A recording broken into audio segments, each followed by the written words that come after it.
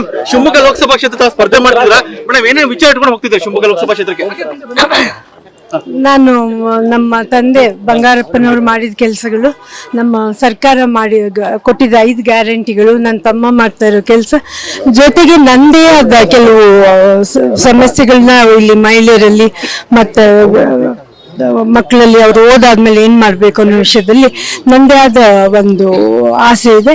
ಅದೆಲ್ಲನೂ ನಾನು ಈಡೇರಿಸಬೇಕು. ಯಾಕಂದರೆ ನಾಳೆ ಮಾಡ್ತೀನಿ ಅನ್ನೋ ನಂಬಿಕೆ ಇದೆ ನನಗೆ. ಯಾಕಂದರೆ ಮಕ್ಕಳು ಓದಿದ್ಮೇಲೆ ಅವ್ರಿಗೆ ಕೆಲಸ ಸಿಗಬೇಕು, ಉದ್ಯೋಗ ಸಿಗಬೇಕು. ಸೊ ಅದಕ್ಕೆ ನಾವು ಏನು ಮಾಡಬೇಕು ಮುಂದೆ, ಅದ್ರ ಬಗ್ಗೆನೂ ನಾನು ಒಂದು ಚಿಂತನೆ ನಡೆಸ್ತಿದ್ದೀನಿ.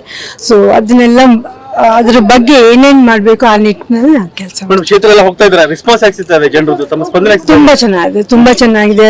ತುಂಬಾ ಚೆನ್ನಾಗಿ ವೆಲ್ಕಮ್ ಮಾಡ್ತಾರೆ, ಸ್ಮೈಲಿಂಗ್ ಆಗಿದ್ದಾರೆ. ಆಮೇಲೆ ನನ್ಗೆ ಅವರು ನಾನು ನಿಮ್ಮನ್ನ ಗೆಲ್ಲಿಸ್ತೀವಿ ಅಂತಾನೂ ಕೂಡ ಹೇಳ್ತಾ ಇದ್ದಾರೆ. ತಮಗೆ ಯಾವ ವಿಶ್ವಾಸ ಇದೆ? ಮೊದಲೇ ಬಾರಿ ಸ್ಪರ್ಧೆ ಮಾಡಿದ್ರೆ, 2ನೇ ಬಾರಿ ಸ್ಪರ್ಧೆ ಮಾಡಿದ್ರೆ ಯಾವ ವಿಶ್ವಾಸ ಇದೆ ಈ ಬಾರಿ? ನನಗೆ ತುಂಬಾ ವಿಶ್ವಾಸ ಇದೆ, ಜನ ನನ್ನ ಕೈ ಬಿಡಲ್ಲ ಅಂತ ನನಗೆ ಗೊತ್ತು. ಮೇಡಮ್ ಶಿವಮೊಗ್ಗ ಲೋಕಸಭಾ ಕ್ಷೇತ್ರ ಸ್ಪರ್ಧೆ ಮಾಡ್ತಿದ್ರ ಮೇಡಮ್ ಏನೇನು ವಿಚಾರ ಇಟ್ಕೊಂಡು ಹೋಗ್ತಿದ್ದಾರೆ ಶಿವಮೊಗ್ಗ ಲೋಕಸಭಾ ಕ್ಷೇತ್ರಕ್ಕೆ? ನಾನು ನಮ್ಮ ತಂದೆ ಬಂಗಾರಪ್ಪನವರು ಮಾಡಿದ ಕೆಲಸಗಳು, ನಮ್ಮ ಸರ್ಕಾರ ಕೊಟ್ಟಿದ್ದ 5 ಗ್ಯಾರಂಟಿಗಳು, ನನ್ನ ತಮ್ಮ ಮಾಡ್ತಾ ಇರೋ ಕೆಲಸ, ಜೊತೆಗೆ ನಂದೇ ಆದ ಕೆಲವು ಸಮಸ್ಯೆಗಳನ್ನ ಇಲ್ಲಿ ಮಹಿಳೆಯರಲ್ಲಿ ಮತ್ತು ಮಕ್ಕಳಲ್ಲಿ ಅವರು ಓದಾದ್ಮೇಲೆ ಏನು ಮಾಡಬೇಕು ಅನ್ನೋ ವಿಷಯದಲ್ಲಿ ನಂದೇ ಆದ ಒಂದು ಆಸೆ ಇದೆ. ಅದೆಲ್ಲನೂ ನಾನು ಈಡೇರಿಸಬೇಕು. ಯಾಕಂದರೆ ನಾಳೆ ಮಾಡ್ತೀನಿ ಅನ್ನೋ ನಂಬಿಕೆ ಇದೆ ನನಗೆ. ಯಾಕಂದರೆ ಮಕ್ಕಳು ಓದಿದ್ಮೇಲೆ ಅವ್ರಿಗೆ ಕೆಲಸ ಸಿಗಬೇಕು, ಉದ್ಯೋಗ ಸಿಗಬೇಕು. ಸೊ ಅದಕ್ಕೆ ನಾವು ಏನು ಮಾಡಬೇಕು ಮುಂದೆ, ಅದ್ರ ಬಗ್ಗೆನೂ ನಾನು ಒಂದು ಚಿಂತನೆ ನಡೆಸ್ತಿದ್ದೀನಿ.